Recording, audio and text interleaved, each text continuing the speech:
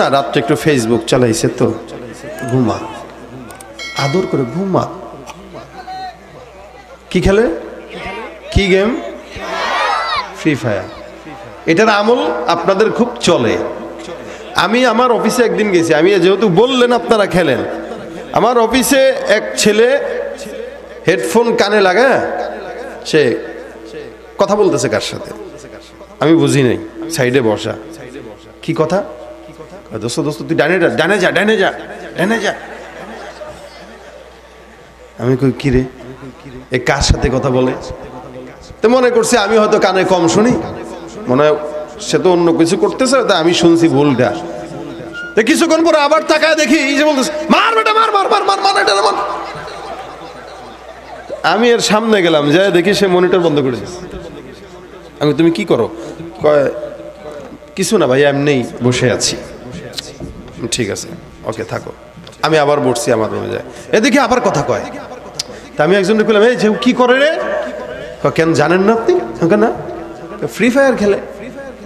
Free fire খেলে তো কথা কয় কেন? খেলতেছে খেলুক, কথা বলার কি আছে? না, ও যেমন শয়তান এখানে একটা বসা, ওর ওপারেও তার একটা শয়তান বসে দিয়েছে ওর সাথে খেলার জন্য। স্কুল কলেজগুলো বন্ধ দিয়ে দিয়েছিল বেশ কিছুদিন, আমাদের পোলাপানদের উন্নতি হয়েছে এটাই, এছাড়া কিছু উন্নতি হয় নাই। এটাই উন্নতি হয়েছে আলহামদুলিল্লাহ। মাদ্রাসাগুলো আল্লাহর রহমতে করোনার প্রথম ঢেউ থেকে এখনো পর্যন্ত মাদ্রাসাগুলো আল্লাহর রহমতে খোলা আছে, এটা আল্লাহর রহমত।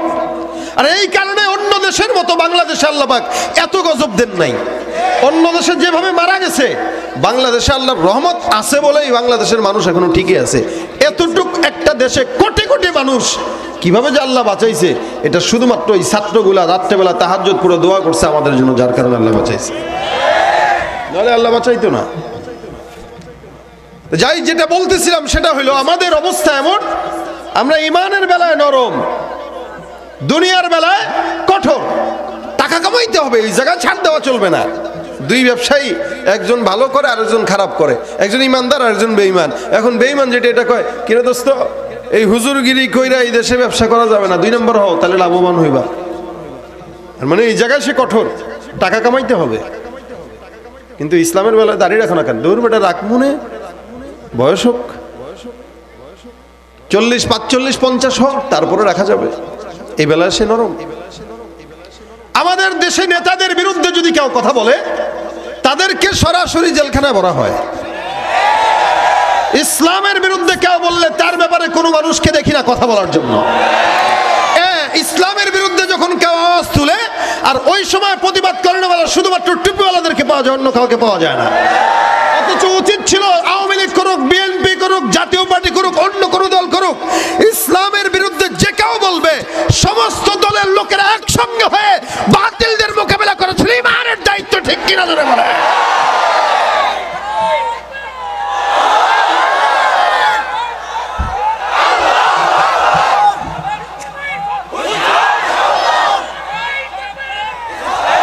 কি হবে নামাজ রোজা ইমানদারির বড়াই করে, যদি ওই খোদার কোরআন নর্দমাতে থাকে পড়ে।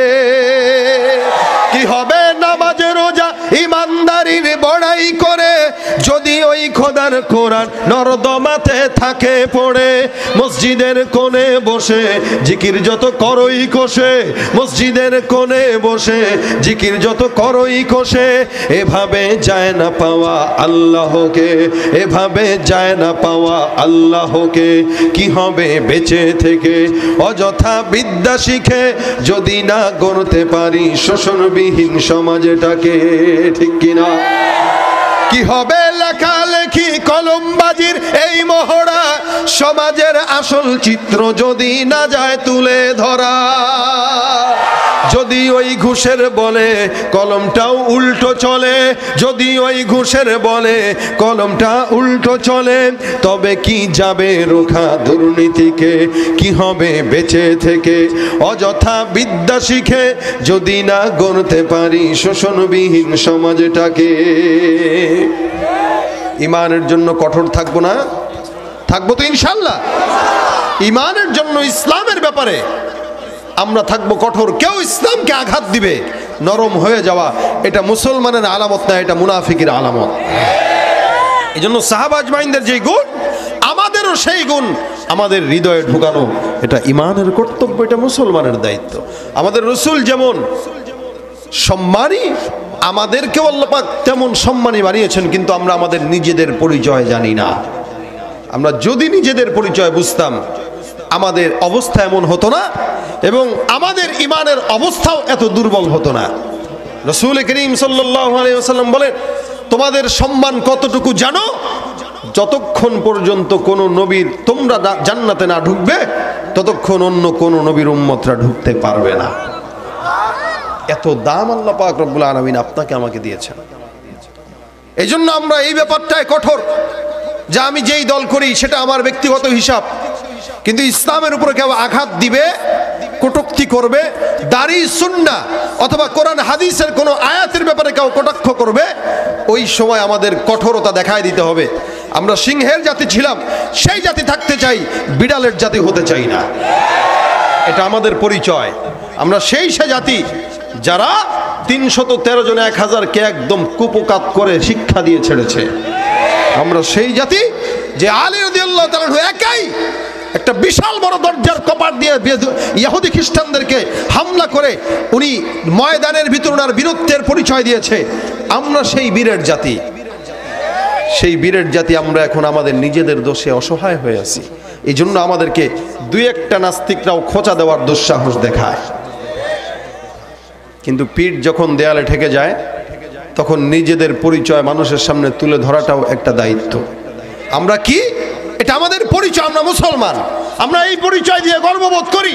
সুতরাং কেউ যদি আমাদেরকে দুর্বল মনে করে, আমাদের দুর্বলতার সুযোগ নিতে চায়, তখন আমরাও আমাদের হুঙ্কার দেখাইতে পারি না। আল্লাযীনা মাআহু আশিদ্দাউ আলাল কুফফার, এই ব্যাপারে থাকবে কঠোর। সাহাবা একরাম যেমন কঠোর, আমরাও থাকবো কঠোর। তাহলে তাদের মতো ইমানদার আমাদেরকেও বলা যাবে। তারা রসুলকে দেখে ইমানদার, আর আমরা রসুল করিম সাল্লাল্লাহু আলাইহি ওয়াসাল্লামকে না দেখে ইমানদার, যার কারণে রসুল স্বয়ং নিজে আমাদেরকে বন্ধু বলে পরিচয় দিয়েছেন। আমরা কি রসুলের বন্ধু। আল্লাহ রসুল সাল্লাল্লাহু আলাইহি ওয়াসাল্লাম দামি হওয়ার কারণে আল্লাহ পাক রব্বুল আলামিন ইমানদারদেরকে দাম বানিয়েছেন। রাসূল করিম সাল্লাল্লাহু আলাইহি ওয়াসাল্লামের দামের কারণে আল্লাহ পাক রব্বুল আলামিন আমাদেরকেও দামি বানিয়েছেন। দুনিয়ার জমিনে এমন দামি উম্মত দুনিয়ার জিন্দেগিতে আর আসে নাই। আল্লাহ পাক রব্বুল আলামিনের হাবিব সাল্লাল্লাহু আলাইহি ওয়াসাল্লামকে যেমন দামি বানিয়েছেন, অন্য কোন নবীকে আল্লাহ পাক এত দামি বানান নাই। যার কারণে রাসূল দামি, যার কারণে রাসূলের উম্মতদেরকে আল্লাহ পাক রব্বুল আলামিন দামি বানিয়ে দিয়েছেন। রাসূলের সঙ্গে যারা মিশছেন তারাও দামি হয়ে গেছেন। মক্কার তো দাম আল্লাহ পাক রব্বুল আলামিন রাসূল করিম সাল্লাল্লাহু আলাইহি ওয়াসাল্লামের কারণে বাড়িয়ে দিয়েছেন। মদিনার দাম আল্লাহ পাক রব্বুল আলামিন রাসূলের কারণে দাম বানিয়েছেন। মদিনা কে চিনতো, কে মদিনায় যাইতো, কিন্তু রাসূল করিম সাল্লাল্লাহু আলাইহি ওয়াসাল্লামের কবর মোবারক ওই জায়গায় থাকার কারণে, রওজা মোবারক ওই জায়গায় থাকার কারণে গোটা মদিনা শহরের দাম আল্লাহ পাক রব্বুল আলামিন বাড়িয়েছেন। যার কারণে লক্ষ লক্ষ টাকা খরচ করে সারা বিশ্ব থেকে মুসলমানরা মদিনায় যাওয়ার কারণ শুধু একমাত্র মুহাম্মদুর রাসূলুল্লাহ। এ ভাইরা আমার, খুব বুঝবেন দিল দিয়ে, আল্লাহ পাক রব্বুল আলামিন আমাদেরকে সেই নবীর উম্মত বানিয়েছেন। আমরা শেষ নবীর উম্মত। আল্লাহ পাক রব্বুল আলামিন আমাদের ভিতরে ঈমানের হুঙ্কার দিয়েছেন।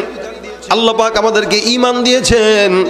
রাসূল করিম সাল্লাল্লাহু আলাইহি ওয়াসাল্লাম বলেন, ঈমান যদি কারো দিলের ভিতরে না থাকে তার কোনো দাম নাই। আল্লাহ রাসূল বলেন, আলা ইন্না ফিল জাসাদি লামুদগাতান ইযা সালাহাত সালাহাল জাসাদু কুল্লুহু ওয়া ইযা ফাসাদাত ফাসাদাল জাসাদু কুল্লুহু আলা ওয়াহিয়াল কলব। প্রত্যেকটা মুসলমানের অন্তর আছে, এটার ভিতরে থাকে ঈমান। হালাওয়াতে ঈমানটা বান্দা অন্তর থেকে পায়।